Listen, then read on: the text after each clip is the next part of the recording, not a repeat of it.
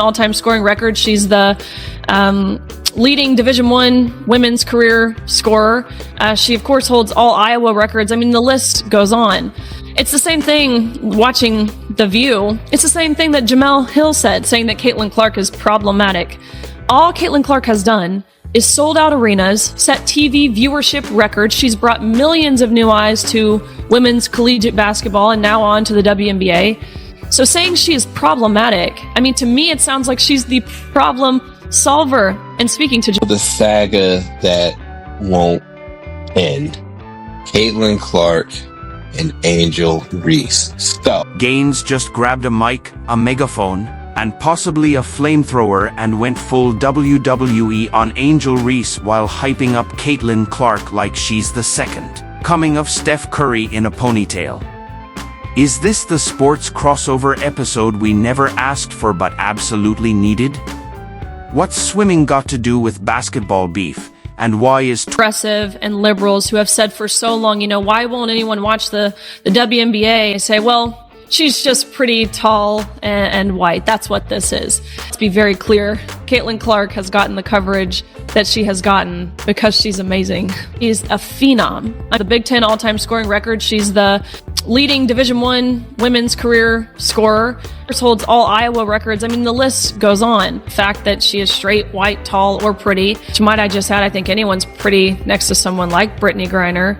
This is what the viewers want to see is Caitlin. Ah yes, the collision of sports sass and social media chaos.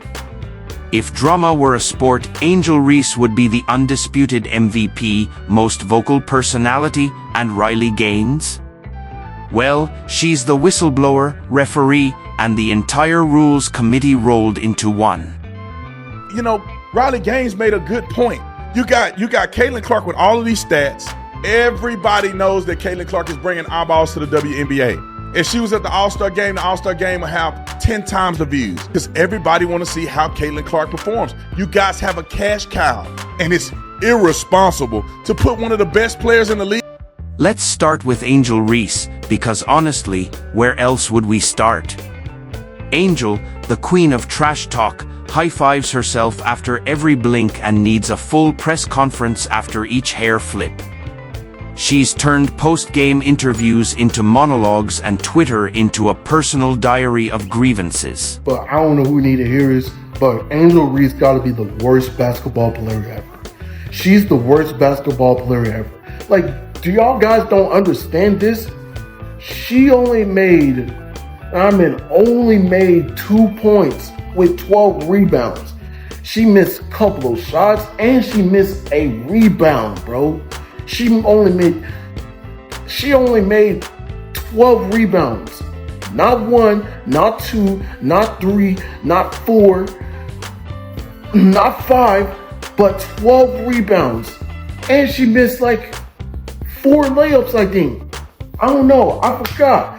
But this is nasty work for her, bro. Bro, if she keep playing like this, guess what?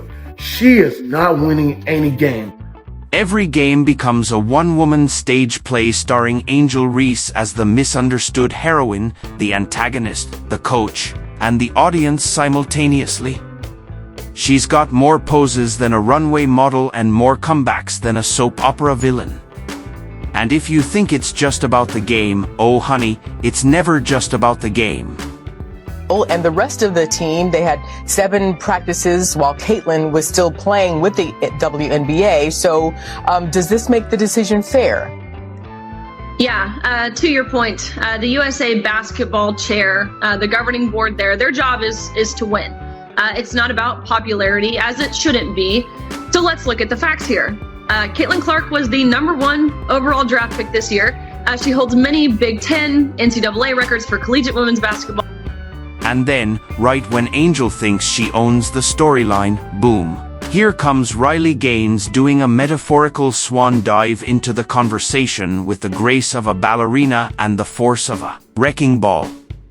Riley's not even in the same sport, yet somehow she's hijacked the drama like it's a group project and she's the only one who read the instructions. She's not playing defense or offense. She's rewriting the entire playbook while sipping tea and tweeting about fairness like she's moderating the Olympic Games of outrage.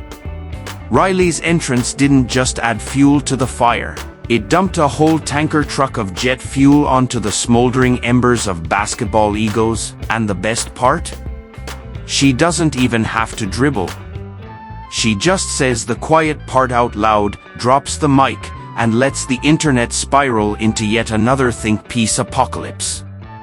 Meanwhile, Angel's over here trying to keep up, throwing shade like confetti and acting like Riley just stole her parking spot at the Fame Mall. It's a battle of brands at this point. Angel, the chaotic storm cloud of emotion and Instagram filters, and Riley, the perfectly... I know my teammates count on me for that because second chance opportunities, I'm one of the best rebounders in the country. So I know that's what I can bring to the table every single day. And if I can finish those, that gives a lot of points for us. So I'm just trying to do my job and maximize my job as best as I can. And I know that can lead us to some wins. Playmaking was there, the rebounding was there, everything was there. She looked like the best player in the WNBA. She looked like the MVP. She looked like a player that deserves all the attention she's getting because she's doing something nobody else in women's sports is doing. Nobody can capture the attention like Caitlin Clark can capture the attention of the human brain. When I'm watching Caitlin Clark and the shot she's hitting, I'm just like, what the heck? I just have to kind of like stand up and just lock in, like, what am I seeing from this woman? And yeah, man, I could talk about it all day, but let's go ahead and break down this game.